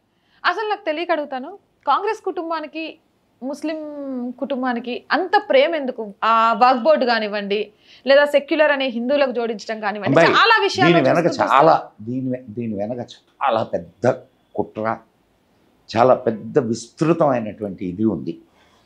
అది నీకు కాంగ్రెస్ చరిత్ర తెలిస్తే తప్ప నీకు దాని అర్థం కాదు. అసలు నెహ్రూ మూలాలే ప్రశ్నార్థకం. అవును, నెహ్రూ తండ్రి గారి మూలాలు కూడా ప్రశ్నార్థకం. హిందువుల్ని మోసం చేయడానికి వేసుకున్నటువంటి ముసుగులు అవన్నీ. ఈనాటికి హిందువులు మోసపోతూనే ఉన్నారు ఆ విషయంలో. దాని గురించి గట్టిగా మాట్లాడితే నువ్వు అంటే మతోన్మాదివి, లేకపోతే ఏమంటే వచ్చేస్తారు రెడీగా. చాలా ఉన్నాయి అట్లాంటి విషయాలు, చాలా ఉన్నాయి. అసలు అమ్మాయి నువ్వు ఒక్క విషయం అడుగుతాను చెప్పమ్మా. కాంగ్రెస్ పుట్టుకేంటి? Who started the Congress? చాలా తక్కువ మందికి తెలుసు. నాకు తెలిసి మేబీ చాలా వరకు తెలియదు. కాంగ్రెస్ని స్టార్ట్ చేసింది ఏవో హ్యూమ్, ఓకే, ఒక ఆంగ్లేయుడు. నీ భారతదేశ స్వాతంత్రం కోసం ఏవో హ్యూమ్ కాంగ్రెస్ని స్టార్ట్ చేశాడమ్మా? లేదు. ఒప్పుకుంటావా? అవును. It was started as a club. Okay. దాంట్లోకి పెద్ద పెద్ద వాళ్ళందరూ చేరారు. కాంగ్రెస్ని ఏర్పాటు చేసినటువంటి ఉద్దేశమే భారతదేశంలో ఉన్నటువంటి స్వాతంత్రేచ్ఛను అణచివేయడం. ఓకే. గాంధీ అహింసా సిద్ధాంతం 1935లో సెకండ్ వరల్డ్ వార్ అప్పుడు మరి గాంధీ గారు బ్రిటిష్ సైన్యంలో చేరమని ప్రజలకు పిలుపునిచ్చారు. అవును, చేరలేదా? అవును, చదివాను నేను కూడా. ఆయన అహింసా సిద్ధాంతం ఎక్కడ పోయిందమ్మా? ఓకే. బ్రిటిష్ వాడికి సహాయం చేసేటప్పుడు హింసా సిద్ధాంతాన్ని పాటించవచ్చు, కానీ భారతదేశం కోసం పోరాడేటప్పుడు అహింసా సిద్ధాంతాన్ని పాటించాలి. అంటే తనకు అనుగుణంగా మార్చేసుకున్నారు, తనకు అనుగుణంగా మనుషుల్ని మార్చేశారు. ఎందుకు ఎన్ని సంఘటనలు ముస్లింలు హిందువుల్ని చంపినప్పుడు ఈయన ఏ విధంగా స్పందించాడో కానీ చూస్తే ఈయనొక్క అహింసా సిద్ధాంతం హిందువులను అణచడానికి మాత్రమే అనేది క్లియర్గా అర్థమవుతుంది. ఓకే. అండ్ సరే, రైట్, ఓకే. దాంట్లో చేరినటువంటి వాళ్ళందరూ కూడా ఆనాడు టాప్ మోస్ట్ పీపుల్, అంటే సొసైటీలో బాగా ఇది ఉన్నవాళ్ళు. ఇప్పుడు సపోజ్ ఇప్పుడు ఇదే తీసుకుందాం, అప్పుడు దాకా ఎందుకు, ఇప్పుడు ఇదే తీసుకుందాం. ఇక్కడ సొసైటీలో బాగా పేరున్నటువంటి వాడు, డబ్బు ఉన్నటువంటి వాడు ఉన్నాడు అనుకో, వాడు ఏం చేస్తాడమ్మా? ప్రభుత్వ ప్రాపకం కోసం ప్రయత్నం చేస్తాడు. ప్రభుత్వ ప్రాపకం ఎక్కడుంటుందో అక్కడ వాడు ఇది చేస్తాడు, పెట్టుబడి పెడతాడు. పెట్టుబడి పెట్టడం కాదు, వాడి ఇన్వాల్వ్ అవుతాడు. సో ఇది ప్రభుత్వ ప్రాపకం ఉన్నటువంటి సంస్థ అని చెప్పడానికి ఇది ఒక్కటే నిదర్శనం. అవునా కాదు? అవును. సో అండ్ అహింసా సిద్ధాంతంతో వీళ్ళు చేసినటువంటి ఉద్యమాలన్నీ దెబ్బలు ఎవరు తిన్నారు? ప్రజలు, సామాన్య ప్రజలు, హిందువులు. ఓకే. హిందువులు. ముస్లింలు ఎప్పుడు గాంధీని నమ్మలా. మీకు విషయం తెలీదు. ఏ రోజు ముస్లింలు గాంధీని తమ నాయకుడిగా విజయల. హిందువులు. దెబ్బలు ఎవరు తిన్నారు? హిందువులు. అంటే ఒక్క ఆంగ్లేయుడైనా చంపబడ్డా? లేదు. ఎంతమంది హిందువులు చంపబడ్డారు? చాలా మంది ఉన్నారు. ఉద్యమాల్లో తలలు పగలగొట్టి చంపినటువంటి వాళ్ళు, చచ్చిపోయిన వాళ్ళు, తలలు పగిలితే చచ్చిపోయినటువంటి వాళ్ళు ఎంతమంది ఉన్నారు? వీపులు బద్దలుగా పగిలాయి, కాల్పులు జరిగాయి. పాపం ఊరికే పోద్దా? ఎక్కడికి పోతుంది? వాళ్ళు అలానే ఉన్నారు. అమ్మాయి ఇప్పుడు మనం ఇక్కడ కూర్చొని నీకు ఒక 100 కోట్లు ఉన్నాయి, ఓహ్ బ్రహ్మాండంగా. కానీ నీ వెనక ఉన్నటువంటి నీ మానసిక స్థితి నిన్ను ఎక్కడి దాకా తీసుకెళ్తుంది? ప్రతి క్షణం అనుక్షణం భయపడుతూ వస్తావు. ఈరోజు ఆత్మక్షోభ అనుభవిస్తున్నారంటారు. అందరూ అనుభవిస్తుంటారు. కనిపించట్లేదు, నటిస్తున్నారు కనబడకుండా. ఎంతకాలం? కాలం చెప్పాల్సిన సమాధానం. పాపం పడిన రోజు వాళ్ళే పోతారు. ఎవరు బాలా? గాంధీ బతికాడా? నెహ్రూ బతికాడా? ఇందిరాగాంధీ బతికిందా? సంజయ్ గాంధీ బతికాడా? రాజీవ్ గాంధీ బతికాడా? ఎవరైనా పుట్టినవాడు గిట్టక తప్పదు. పుట్టినవాడు గిట్టడం వేరు, గిట్టించడం వేరు. ఓకే. తాము చేసిన చేష్టల ద్వారా కొని తెచ్చుకునే వాళ్ళు కొందరు, అంతే. ఎమర్జెన్సీ టైంలో దేశం నిజంగా ఈరోజు ఇంత అవస్థలలోకి రావడానికి ఇన్నిటికీ కారణమైంది. ఇది నాకు చాలా అంటే హాస్యాస్పదమైనటువంటి విషయం. ఇది ఏం రాయాలంటే, కాంగ్రెస్ వాళ్ళు ఈ రాజ్యాంగ ప్రతిని పట్టుకొని రాజ్యాంగాన్ని రక్షించాలా. ఏంది బొంద రాజ్యాంగాన్ని రక్షించేది? వీళ్ళు రాజ్యాంగాన్ని సర్వనాశనం చేసింది వీళ్ళు. ఎమర్జెన్సీ రాజ్యాంగ విరుద్ధం కాదు. ఎమర్జెన్సీ సమయంలో మేము యాక్టివ్గా ఉన్నాం. అప్పుడు ఇందిరాగాంధీ ఆదివారం కూడా రూల్స్ కి అగైనెస్ట్ గా ఆఫీసెస్ ఓపెన్ చేయించి గవర్నమెంట్ ఆఫీసెస్, ప్రతి పత్రికా ఆఫీస్లో ఒక ఆఫీసర్ ఉండేవాడు. ప్రతి పత్రికా ఆఫీస్లో ఒక ఆఫీసర్ ఉండేవాడు. వాడికి చూపించి అది ఓకే అంటే ప్రింట్ చేయాలి. వాడు ఓకే అంటే ప్రింట్ చేయాలి. అంటే నిజాలను దాచిపెట్టడానికి నోరెత్తితే మీసా. నీకు తెలుసా? ఇప్పుడు ఆయన అదే ఇప్పుడు కాంగ్రెస్ చెప్పులు నాగుతున్నాడు కదా, ఆర్జేడి, ఎవరు, లాలూ ప్రసాద్ యాదవ్. ఆయన దేశంపై లోపలేశారు. అప్పుడు ఆడి కూతురు పుట్టింది వాళ్ళు లోపల ఉన్నప్పుడు. ఏం పేరు పెట్టమంటావంటే, మీసా చట్టం తీసుకొని వచ్చారు కదా, ఆ పేరు పెట్టాను అని చెప్పి మీసా భారతి అని పేరు పెట్టారు. ఓకే. తెలుసా నీకు? అమ్మాయి పేరు మీసా భారతి. ఓకే. ఈడు ఇప్పుడు మళ్ళా ఈ ముసలాడు వెళ్ళి ఆడి చెప్పులు లాగుతాడు. ఏమనిపించదా? సిగ్గులు అన్నీ వదిలేస్తేనే రాజకీయ నాయకులు అవుతారు. ఏం లాభం? ఏం లాభం అంటే, నీకు ఇప్పుడు వాడికి కావాల్సింది అధికారం, వాడికి కావాల్సింది డబ్బు. పదవి వ్యామోహం కోసం ఎక్కడికైనా దిగజారిపోతారా? ఒకసారి పదవి, ఇప్పుడు మంచివాడా చెడ్డవాడా అనేది తెలియాలా అంటే ఒకసారి పదవి ఇచ్చి చూడమని పెద్దోళ్ళు చెప్తారు.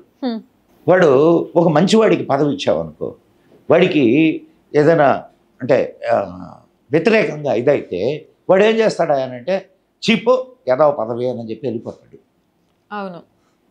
అదే ఒక చెడ్డవాడికి పదవి ఇస్తే ప్రజలు చీపు అన్నా పోరు, వాడి పెళ్ళాం చీపు అన్నా కూడా పోడు. కాబట్టి అట్టటి వాళ్ళు. రాహుల్ గాంధీ గురించి కొంతసేపు మనం మాట్లాడుకోవాల్సిన అవసరం ఉంది. ఎందుకు అనంటే, అవసరం ఉందంటావా? ఈ మధ్యకాలంలో కొంచెం వెరైటీగా అసలు బిహేవ్ చేస్తున్నారు. నిజంగా పప్పు అనే పేరు కోసం బిహేవ్ చేస్తున్నారా, ఆ ముసుగులో ఇంకేదైనా చేయడానికి అలా బిహేవ్ చేస్తున్నారా? కాదమ్మా, they are very intellectual people. మీరు డోంట్ అండర్ ఎస్టిమేట్ దెమ్. వాళ్ళ అమ్మ ఈ దేశానికి వచ్చిన తర్వాత చాలా దారుణాలు జరిగినాయి. మా కుటుంబంలోనే, నేను వేరే కుటుంబాలు కూడా అవసరం లేదు, ఆ కుటుంబంలోనే. అవును. And her name is there in KGB pay list. తెలుసా నీకు? ఇది తెలీదు. That was came in to the papers. ఇప్పుడు ఒక కేజీబీ రిటైర్డ్ పర్సన్ అమెరికా వెళ్ళిన తర్వాత ఒక పుస్తకం రాశాడు. ఓకే. పేరు ఏదో ఉంది, పుస్తకం పేరు చెప్తాను నేను. అతను క్లియర్గా రాశాడు, ప్లేలిస్ట్లో ఉంది అని. సో వీళ్ళంతా దేశభక్తులు, వీళ్ళంతా దేశం కోసం. ఎక్కడ దేశం? ఎవడికి దేశం? వాడికి ఏం దేశం? వాడికి 2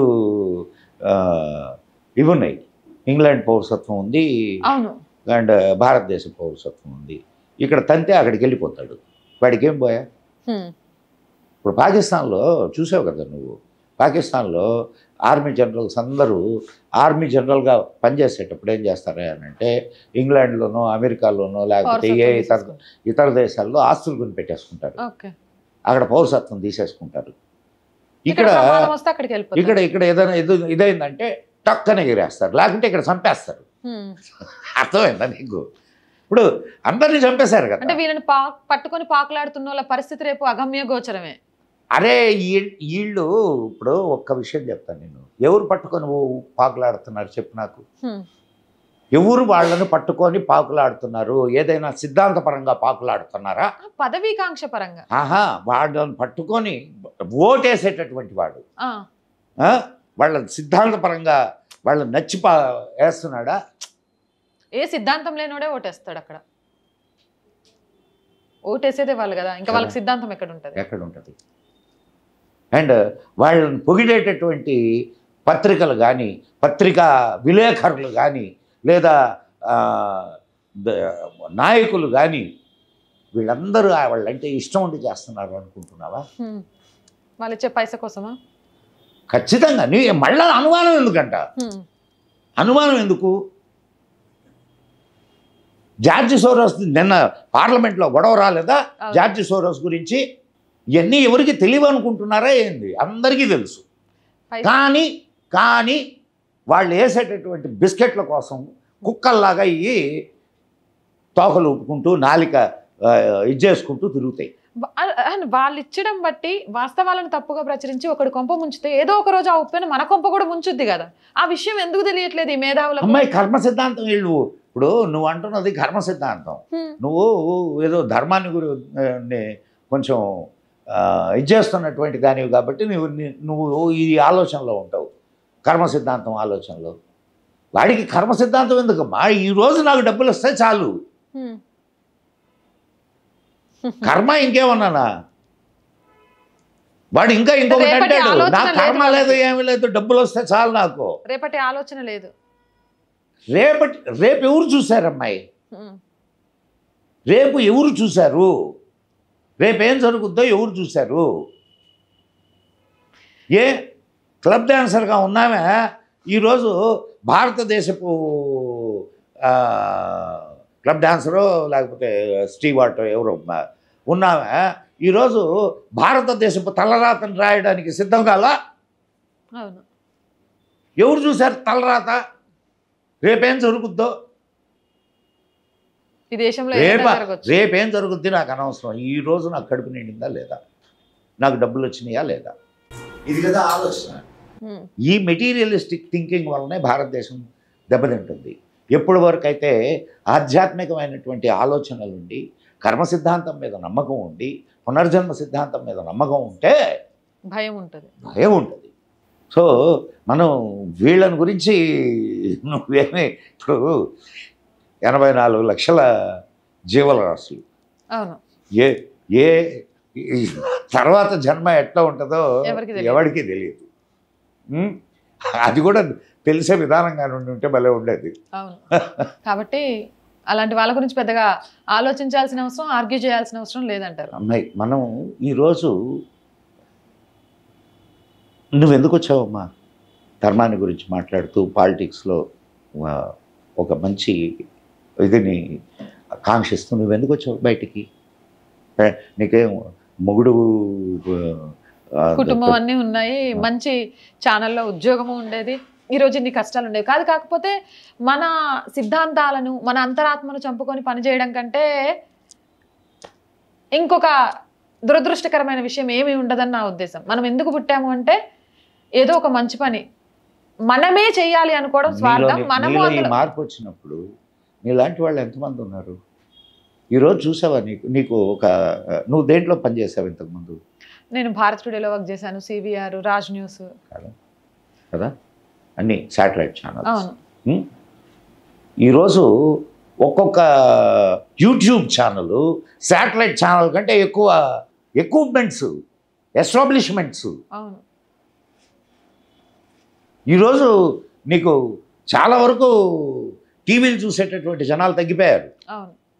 ప్రతివాడు జోబులో సెల్ తీస్తున్నాడు, చూసుకుంటున్నాడు. కారణం ఏంది? వాడికి న్యూస్ అప్డేట్ ఎప్పటికప్పుడు వచ్చేస్తుంది. నీకు 12 గంటలకి న్యూస్ బులెటిన్ రిలీజ్ అవుద్దమ్మా, 9 గంటలకి ఇన్సిడెంట్ జరిగింది, 9:15కి నీ చేతిలో ఉండే సెల్ ఫోన్ చెప్తుంది నీకు న్యూస్. వాడు 12 గంటలకి చెప్తాడు. 12 గంటలకు చెప్పేది వింటావా? 9:15కి చెప్పేది వింటావా? 9:15. సో ఈరోజు టెక్నాలజీ నీకు అమ్మాయి ఇంకొక విషయం కూడా, ఈరోజు ఈ చైతన్యం వచ్చింది అని అంటే దానికి సోషల్ మీడియా కూడా కారణం. అవును, అది నిజం. నువ్వు ఇప్పుడు నీ ఛానల్లో చాలా గట్టిగా మాట్లాడతావు. నువ్వు నీ ఓన్ ఛానల్, నేను చాలా గట్టిగా మాట్లాడతాను. కానీ అదే ఒక ఛానల్, అదే శాటిలైట్ ఛానల్లో మాట్లాడగలవా? మాట్లాడలేం. కారణం వాళ్ళ సిద్ధాంతానికి తగ్గట్టు.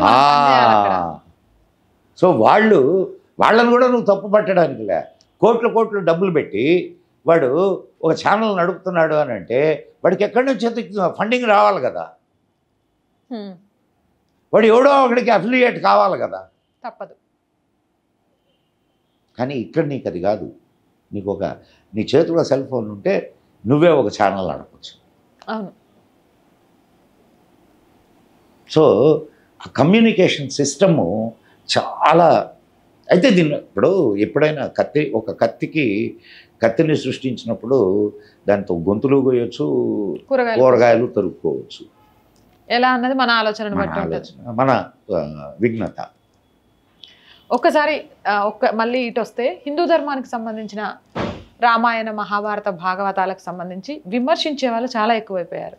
ఎందుకంటే రామాయణాన్ని ఒక రకంగా రాశారని, ఇంకొక రకంగా రాశారని, అసలు భార్యనే కాపాడుకోలేనోడు మీకు దేవుడు ఏంటి అని, 10 మంది భార్యలు ఉన్న కృష్ణుడిని మీరు పూజించడం ఏంటి అని, ఆడవాళ్ళని కాళ్ళ దగ్గర పెట్టుకున్న విష్ణుమూర్తి మీకు గొప్పోడేంటని, అలాంటి మీరు మాకు ఆడవాళ్ళకు మేము విలువ ఇవ్వట్లేదు. ఏదమ్మా నీకు వీళ్ళకి ఏమి తెలీదు సావదమ్మా.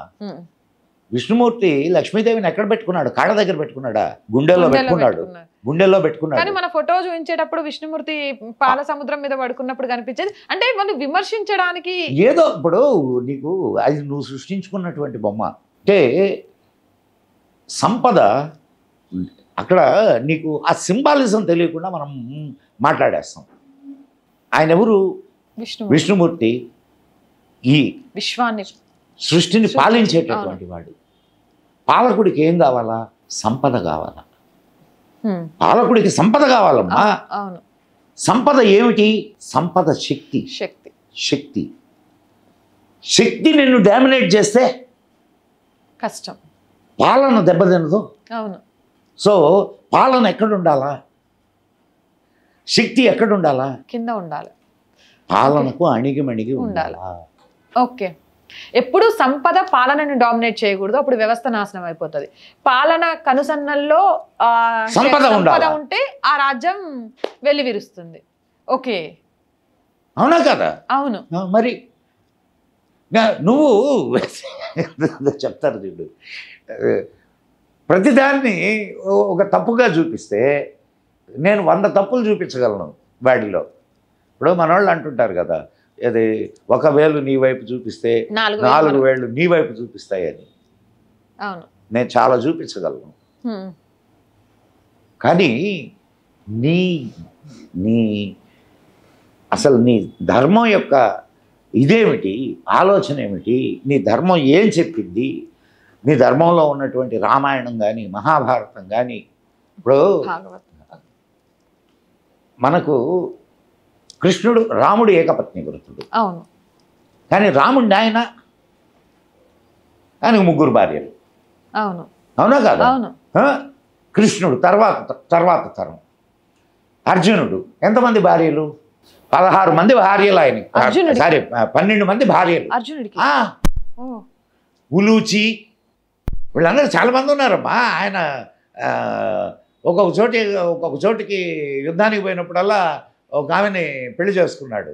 ఓకే, అంటే రాజ్యంతో పాటు ఆ యువరాణిని కూడా ఇచ్చి పెళ్లి చేసేవాళ్ళు అప్పటి కాలంలో. సో బహుభార్యాత్వం అనేది మనకి తప్పు కాదు. మన రాజ్యాంగంలో ఏకపత్ని వ్రతం అనేది రామాయణం నుంచి తీసుకున్నారు. ఎదవల్లారా ఆ విషయం ఆలోచించరే. లేకపోతే ఈరోజు హిందువుల్లో ప్రతి ఇంట్లో ఇద్దరు ముగ్గురు పెళ్ళాలు ఉండేవాళ్ళు. అవునా కాదమ్మా?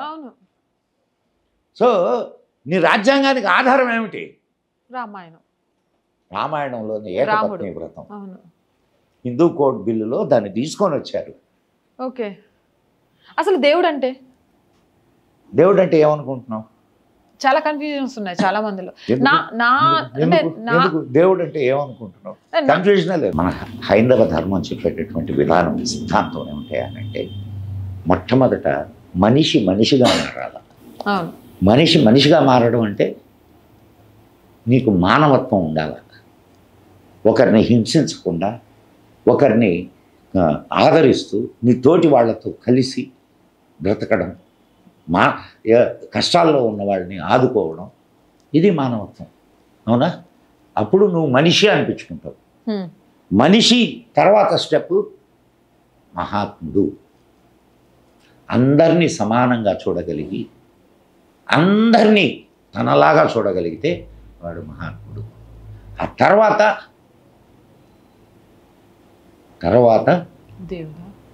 దేవుడు. మనిషి, మహాత్ముడు, దేవుడు. నువ్వే దేవుడివి. దేవుడు అంటే నువ్వేమనుకుంటున్నావు? దేవుడు అనేవాడు ఎక్కడో ఒక చోట కూర్చొని మిమ్మల్ని అందరినీ శాసిస్తున్నాడు అనుకుంటున్నావు. ఎక్కడ ఉన్నాడు వాడు? ఎక్కడ కూర్చొని ఉన్నాడు? స్వర్గంలో. స్వర్గం అనేది ఒకటి ఉందా? ఎక్కడుంది? మన పైన. ఎవరైనా పోయి చూసి వచ్చారా? చెప్పారు, అంటే పుస్తకాలలో రచనల్లో చెప్పారు కాబట్టి విన్నాం. నేను చదివిన వాటిల్లో కూడా ఆయన పాల సముద్రంలోనో ఎక్కడో ఉన్నాడు, లేకపోతే ఎక్కడో ఇంకొక చోట ఎక్కడో ఉన్నాడు. ఈ ఇస్లాము వీటిల ప్రకారం అయితే. కానీ నీ వేదాలు ఏం చెప్తున్నాయో తెలుసా? వేరే మతాలకి, వేరే వీటికి మనకు ఉన్నటువంటి మన ధర్మానికి ఉన్న తేడా ఏమిటంటే God created the universe. God created the universe అంటే భగవంతుడు ఈ విశ్వాన్ని, దీన్నంతా సృష్టించాడు. అంటే ఆయన వేరు, ఈ సృష్టి వేరు. కానీ హిందూ ధర్మం ఏం చెప్తుందా అంటే గాడ్ మేనిఫెస్టెడ్ ద యూనివర్స్. భగవంతుడు ఈ విశ్వమంతా తానై ఉన్నాడు. ఓకే, అర్థమైందా? ఒక అణువు తీసుకోమ్మా. అణువులో ఎలక్ట్రాన్, న్యూట్రాన్, ప్రోటాన్స్ ఉంటాయి. అవి తిరుగుతూ ఉంటాయి. ఆ అణువులో ఆ ఎలక్ట్రాన్, న్యూట్రాన్, ప్రోటాన్లని ఎవరు సృష్టించారు? వాటిని ఎవరు తిప్పుతున్నారు? ఏ చైతన్య శక్తి దానిని నడిపిస్తుంది? నీ శరీరంలో ఎన్ని కణాలు ఉన్నాయి? ప్రతి కణము చైతన్యంతో వర్క్ చేస్తుంది. ఎలా వర్క్ చేస్తుంది అంటే ఈ విశ్వంలో ఏ చైతన్య శక్తి అయితే ఉందో అదే చైతన్య శక్తి మన శరీరంలో నీలోనూ ఉంది. అయితే ఆ విషయాన్ని నువ్వు తెలుసుకున్న నాడు నువ్వు కూడా భగవంతుడివే. నీ శక్తిని ఈ విశ్వశక్తితో అనుసంధానింపజేస్తే నీకు విశ్వశక్తికి తేడా లేదు. ఓకే, అర్థమైందా? సో మనిషి భగవంతుడిగా మారడాన్ని మన హైందవ ధర్మం, మన సనాతన ధర్మం నేర్పిస్తుంది. ఓకే, మనిషి భగవంతుడిగా మారాల. ఏదో మనిషి మనిషిగానో, మనిషి మహాత్ముడుగానో మారడం కాదు, భగవంతుడిగా మారాలి. ఇది హైందవ ధర్మ సిద్ధాంతం. ఇంత గొప్ప సిద్ధాంతాన్ని వక్రీకరించి తప్పుగా తీసుకెళ్ళి ఒక చిన్న విషయం అమ్మా, నీకు ఒక అద్భుతమైన తీపి పదార్థాలను ఇచ్చాం. చీ అని మురిగంటలో వేసిపోయే వాళ్ళని ఏం మాట్లాడతాం? అదే అనిపిస్తుంది. నువ్వు ఆ స్థితికి వెళ్ళగలిగితే అసలు ఇప్పుడు నీకు ఒక చిన్న ఇంకొక చిన్న ఆలోచన. నీ పేరేంటి? నవత. నవత. నవత ఈ శరీరం. ఈ శరీరం ఉన్నందుకు నువ్వు ఆనందిస్తున్నావా లేదా? ఆనందిస్తున్నాను. అంటే ఈ శరీరం నాది ఆనందిస్తుంది. నా శరీరం, అదిగో ఆ కెమెరామెన్ల శరీరం, ఇక్కడుండే అతని శరీరం, మీ ఎడిటర్ల శరీరాలు, ఇవన్నీ నాయే అంటే నీ ఆనందం ఎంత అవుతుంది? రెట్టింపు అవుతుంది, చాలా ఎక్కువ అవుతుంది. ఈ విశ్వంలో ఉండే అన్ని జీవుల శరీరాలు నావే అనుకుంటే హద్దు లేనంత అవుతుంది. అలా అనుకోగలగాలి, అలా అనుకోగలం. అలా నిన్ను నువ్వు మలుచుకోవాలి. అది హిందూ ధర్మం చెప్పేటటువంటి, సనాతన ధర్మం, హైందవ ధర్మం చెప్పేటటువంటి గొప్ప విషయం. కానీ అది నిజంగా ఈరోజు ప్రజల్లోకి తీసుకెళ్ళి చెప్పేవాళ్ళు. అందుకే కదా లోకా సమస్త సుఖినో భవంతు అంది. కానీ నవత కుటుంబం సమస్తం సుఖినో భవంతు అల్లా, లేదా హిందూ ధర్మం సుఖినో భవంతు అని కూడా అనలేదు. ఇది తెలుసుకుంటే అసలు ఏ ప్రాబ్లమ్స్ ఉండవు. ఏ ప్రాబ్లమ్స్ లేనటువంటి సమాజాన్ని ఊహించిందే హైందవ ధర్మం, సనాతన ధర్మం. దానికి తగినటువంటి ప్రిన్సిపల్స్ని ఇంట్రడ్యూస్ చేసింది సనాతన ధర్మం. అంతేగాని నీ స్వార్థం కోసం లేదు, ఇంకొక ఒక పర్టికులర్ జాతి యొక్క స్వార్థం కోసం ఏనాడు హైందవ ధర్మం పాకులాడలేదు, సిద్ధాంతీకరించలేదు. నీకు సనాతన ధర్మంలో అనేక రకాలైనటువంటి మతాలు వచ్చినాయి. బౌద్ధం కూడా సనాతన ధర్మంలో నుంచి వచ్చిందే. శాక్తేయం, వైష్ణవం, గాణాపత్యం, సౌరం, ఇవన్నీ అనేక మార్గాలు. నువ్వు ఇప్పుడు నేను చెప్పినటువంటి ఆ బేసిక్ ప్రిన్సిపల్ ఏదైతే ఉందో ఆ బేసిక్ ప్రిన్సిపల్ని ఫీల్ కావడానికి వేరు వేరు మార్గాలు, కానీ అంతిమ గమ్యం ఒక దగ్గరికే చేరుతుంది. రుచీనాం వైచిత్యాదృజు కుటిల నానాపద జుషాం దృఢామేకో గమ్యస్త్వమసి పయసామర్ణవైవ. అనేక రకాలైనటువంటి కాలువలు, నదులు అన్నీ కూడా స్ట్రైట్గా పోతుంటాయి, కొన్ని వంకర టిక్కరగా పోతుంటాయి, కాలువల్లాగా పోతుంటాయి. ఎక్కడ పోయినా చేరేది సముద్రం. నదీనాం సాగరోగతి, సముద్రంలోకి. ఎప్పటికైనా అవన్నీ ఏ విధంగా ప్రయత్నం చేసినా మళ్ళీ అక్కడికి రావాల్సిందే, తప్పదు. కాలచక్రం అది తిప్పుద్ది, ఆ టైం కోసం వెయిట్ చేయాలి. ఇప్పుడు నువ్వు can you define are can you tell any time period for this ధర్మ? నో. కానీ ఒక క్రిస్టియానిటీకి, ఒక ఇస్లాంకి, వీటన్నిటికీ డేట్ ఉందా? ఉంది. డేట్ ఉన్నది, డేట్ లేకుండా కూడా పోవచ్చుగా. అంతే, పుట్టింది గిట్టక తప్పదు. సో సనాతనమైన దానికి లేదు. కాబట్టి ఇది ఎప్పుడూ ఉంటుంది. విర్రవిగేవాడు ఈ విషయాన్ని గుర్తుపెట్టుకోవాలి డెఫినెట్గా. ఇక చాలు, మేము పుట్టినామంటే ఏదో ఒక రోజు ఉంది, కానీ మేము చేసేదంతా కూడా వేస్ట్ ప్రయత్నమే అని తెలుసుకుంటే ప్రశాంతంగా బ్రతుకుతారు. లేకపోతే ఏదో రోజు కాలగర్భంలో కలిసిపోతారు. నువ్వు చూడమ్మా, ఒక క్రిస్టియన్, ఒక ముస్లిం హాయిగా తను నమ్మినటువంటి దైవాన్ని త్రికరణ శుద్ధిగా నువ్వు కొలు, తప్పులేదు. కానీ ఇతరులు కొలిచే విధానం తప్పు, ఇతరుల దీనికి ఎళ్ళకు. నువ్వు వెళితే క్రిటిసైజ్ చేయకు, లేకుంటే చంపే అంటుంటివి, లేకుంటే వాడిని మార్చు అంటుంటివి. నిజదేవుడు, అబద్ధపు దేవుడు. నిజమే, దేవుడు అంటే ఈ విచిత్రమైనటువంటి సిద్ధాంతాల వల్లే అవి ఇప్పుడు కూడా ఒకటే గుర్తుపెట్టుకోమ్మా. కొన్ని అంటే కత్తితో ఇచ్చేసేవాడు కత్తితోనే చేస్తాడు.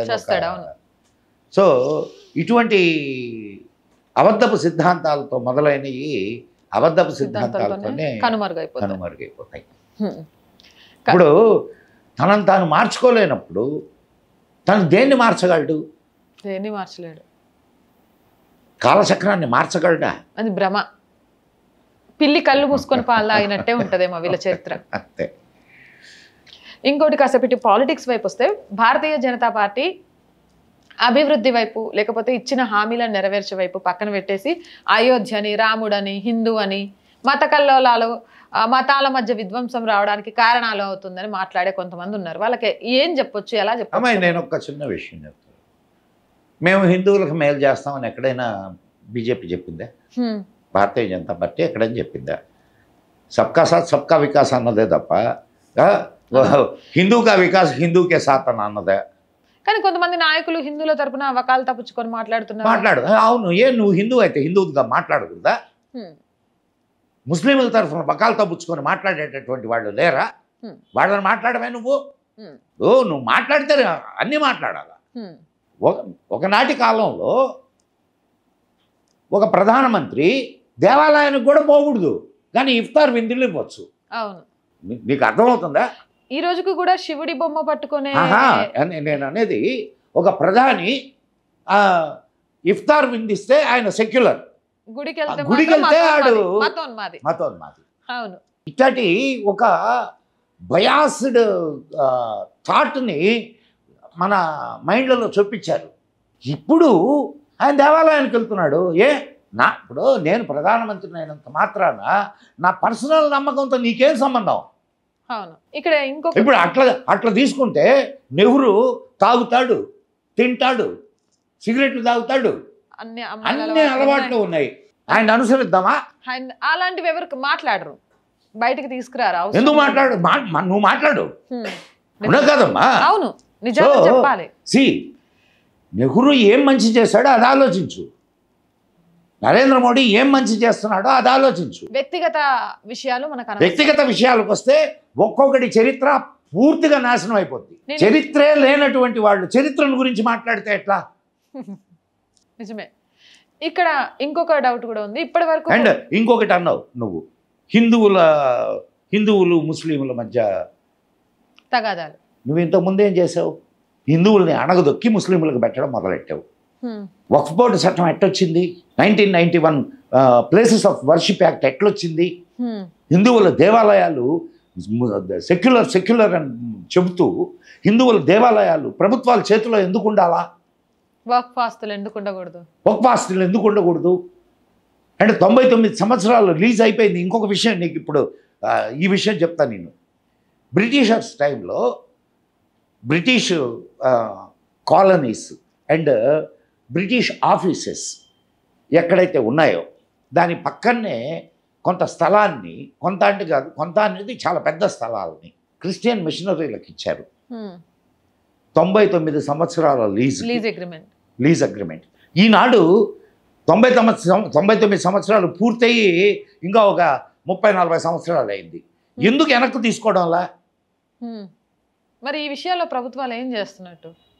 ప్రశ్నించండి, ఉంది కదా నీకు ఛానల్, ప్రశ్నించు. అడగండి అమ్మాయినా పెట్టదమ్మా. ఇలాంటి విషయాల గురించి ప్రశ్నించగానే ఫస్ట్ వేసే ముద్ర ఏంటంటే మతోన్మాది. ఎక్కడ మతోన్మాది? అట్లా కాదు,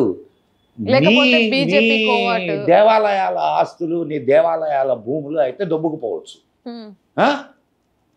అండ్ వాటిల్లో చర్చిలు కట్టచ్చు, వాటిల్లో మసీదులు కట్టచ్చు. నీ దేవాలయాలని పడగొట్టి మరీ మసీదులు కట్టచ్చు. నువ్వు మాట్లాడొద్దు. అంటే మా దేవాలయాల భూములు పోయి చర్చ వచ్చినా, అబ్బా దేవాలయ భూమి పోతే పోయింది కానీ మరో దేవుడు ఉద్భవించాడు అని దండం పెట్టుకుంటే నేను మంచిదాన్ని, నేను సెక్యులర్ని, నేను మంచి సమాజానికి చెప్తున్నట్టు కాదు. అది నా దేవాలయము. అలా ఎలా చేస్తారంటే నేను మతోన్మాదిని, బీజేపీ కోవర్టును, లేకపోతే చిచ్చు పెడుతున్నదాన్ని. ఇలాంటి ఆడపిల్లలు అసలు సమాజంలో ఉండకూడదు. అమ్మాయి, నేను ఒక మాట చెప్తానంటావా? ప్రత్యేకంగా స్త్రీ ఒక ఆదిశక్తి. అవును, ఈ దొంగ బాడుకోలు స్త్రీని అణగతొక్కారు, స్త్రీని వంటింటి కుందేలని చేశారు. ఒక్కొక్కళ్ళని రోడ్లో నిలబెట్టి బట్టలిప్పి తనాలమ్మా. అవును, ఇప్పుడు ఆదిశక్తిగా కొలుస్తావా? స్త్రీనైనా కొలుస్తావు. అవును, చదువుల తల్లిగా కొలుస్తావా? స్త్రీనైనా కొలుస్తావు. లక్ష్మిని కొలుస్తావా? అండ్ ఇదంతా అటు పక్కన పెడితే నీకు మొదటి నుంచి రామాయణ కాలం నుంచి తీసుకుందాం, ఎందుకంటే ఇతిహాసాలు కాబట్టి అవి. దానికంటే ముందు నుంచి కూడా ఉన్నాయి, కానీ ఇతిహాసం అది చరిత్ర కాబట్టి తీసుకుంటే, మరి దశరథుడితో కైకమ్మ యుద్ధానికి వెళ్ళిందా? అక్కడే కదా వరాలు. అవును, ఆమె చేసిన సహాయం కోసమే కదా, సహాయానికి ఇదయ్యే కదా వరాలు ఇచ్చాడు. అవునా కాదా? అంటే ఆ యుద్ధాలకు స్త్రీలు వెళ్ళేవాళ్ళనే కాదా? అవును. సరే, మహాభారతం కాలం తీసుకుంటే కృష్ణుడితో సత్యభామ యుద్ధానికి వెళ్ళిందా నరకాసురుడిని వధించడానికి? ఆవిడే వధించారు కూడా. వెళ్ళిందా లేదా యుద్ధానికి? అంటే మహాభారత కాలంలోనూ యుద్ధాలకి. అవును. సరే, మన తెలంగాణలో కాకతీయ సామ్రాజ్యం ఎవరమ్మా? రుద్రమాదేవి. ఎంతమంది స్త్రీలు పాలకులుగా ఉన్నారు? ఎంతమంది స్త్రీలు యుద్ధం చేశారు? స్త్రీని అణగదొక్కామని మాట్లాడతారా వీళ్ళు? సో భారతదేశంలో స్త్రీలు విద్వాన్మణులు ఉన్నారు. అంటే పెద్ద పెద్ద వాళ్ళతోటి విద్యలో, పాండిత్యంలో అండ్ విదుషీమణులు, కావ్యాలు రాసిన వాళ్ళు ఉన్నారు. ఒక రంగం కాదు, ఒక యుద్ధ రంగమే కాదు. అటు కవిత్వంలో మొల్ల, కుమ్మరి మొల్ల, కుమ్మరి. ఇప్పుడు వీళ్ళు ఆ కులాలను అణగదొక్కారు, ఈ కులాలను అణగదొక్కారు. మరి కుమ్మరి కులంలో పుట్టినటువంటి మొల్ల రామాయణం ఎలా రాసిందమ్మా? కానీ నిజంగా చూసుకుంటే కూడా పెద్ద పెద్ద గ్రంథాలు కానీ పెద్ద పెద్ద విషయాలు నిజంగా బ్రాహ్మలు కాదు, వేరే. అమ్మాయి, నేను ఒక విషయం చెప్తాను. ఒక విషయం ఆలోచించు. రాముడు బ్రాహ్మడా? కాదు. కాదు. పూజించేది ఎవరు? బ్రాహ్మలే. రోజు గుళ్ళో అర్చన చేసేది. కృష్ణుడు బ్రాహ్మడా? కాదు. కానీ పూజించేది అర్చకులు. రామాయణం రాసింది ఎవరు? వాల్మీకి. బ్రాహ్మడా? కాదు, బోయేవాడు. కానీ ఆ రామాయణాన్ని అందరికీ పంచేది ఎవరు? పండితులు, వేదం నేర్చుకున్న పండితులు. మహాభారతాన్ని రాసినటువంటి వ్యాసుడి తల్లి ఎవరు? అవును, మత్స్యగంధి. అవును. మరి పూజనీయుడు ఎవరైనా సరే కులంతో సంబంధం లేదు, పుట్టుకతో సంబంధం లేదు. నువ్వు ఎలా పుట్టావు, నీ పుట్టుక కూడా కాదు, నువ్వు పుట్టిన తర్వాత పరిపక్వత చెంది ఏమి చేసావు, జాతికి నువ్వేం చేసావు అనే దాన్ని బట్టే విలువ. What is your contribution towards your సొసైటీ? అవును, that matters, not your birth. కానీ కులం అని చెప్పి ఈరోజు చాలా చేతి వృత్తుల వర్ణాలనే మాయం చేసేసారు. అమ్మాయి, ఇప్పుడు ఇంక నీకు ఆ టాపిక్లోకి వెళ్తే అది రోజుల తరబడి మాట్లాడవచ్చు. ఎందుకనంటే నేను వాటి మీద బాగా వర్క్ చేశాను. నేను చాలా ఇన్డెప్త్కి వెళ్ళి వర్క్ చేసినటువంటి వాడిని. అది నీకు కులాలు వృత్తుల పరంగా ఏర్పడ్డాయి. ఎందుకు ఏర్పడ్డాయి అని అంటే, ఇప్పుడు ఆనాడు ఒక కుటుంబం అంతా ఒక వృత్తిని ఎంచుకున్నది అనుకుందాం.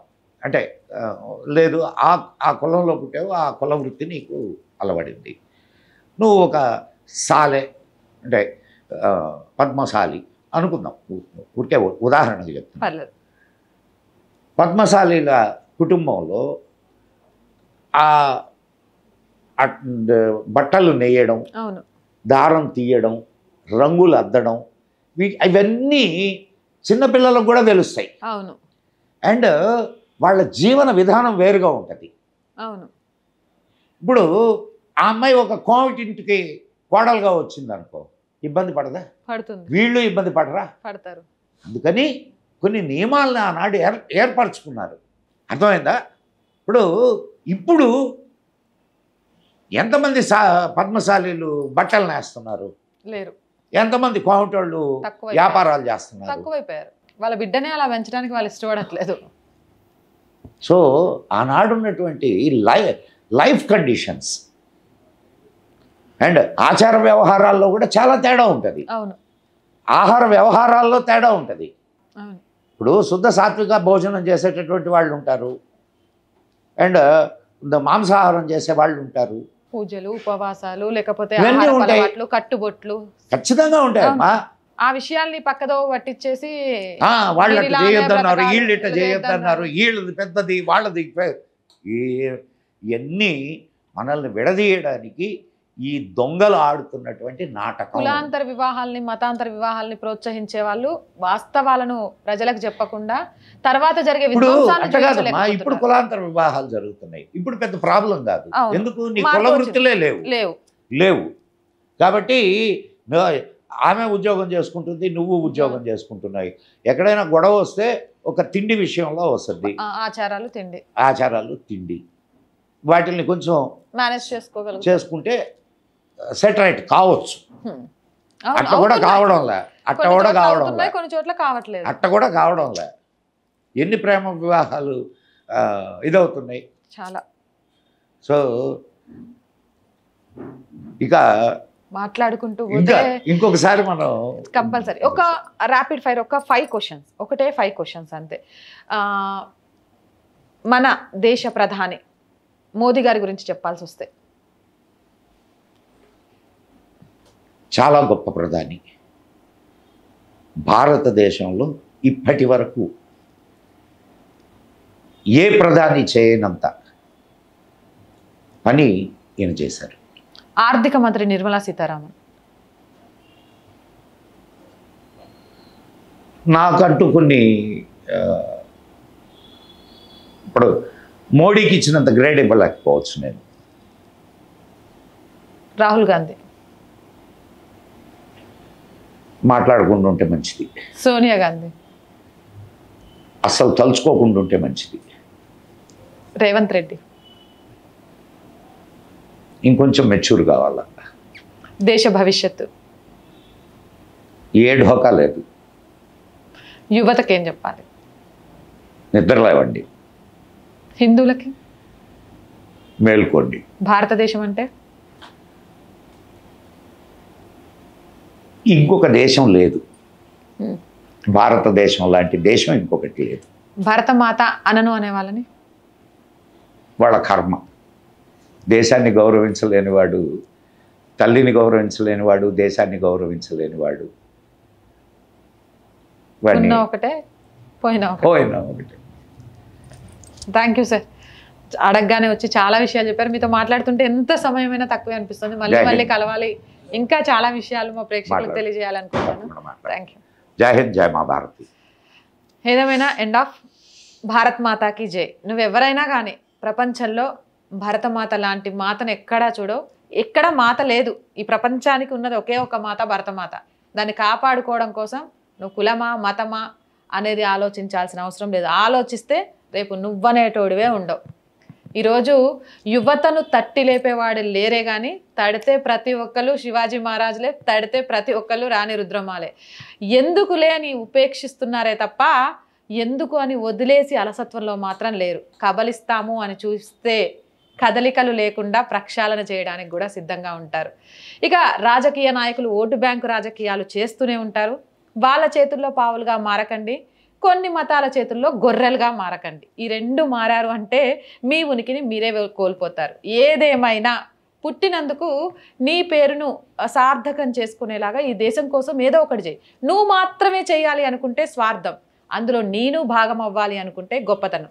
మనిషికి, మహనీయుడికి, అలాగే భగవంతుడికి ఎలా మారుతారు అనే విధి విధానాన్ని తెలుసుకొని కనీసం మహనీయుడిగా, మహాత్ముడిగానైనా మారడానికి ప్రయత్నం చేయి.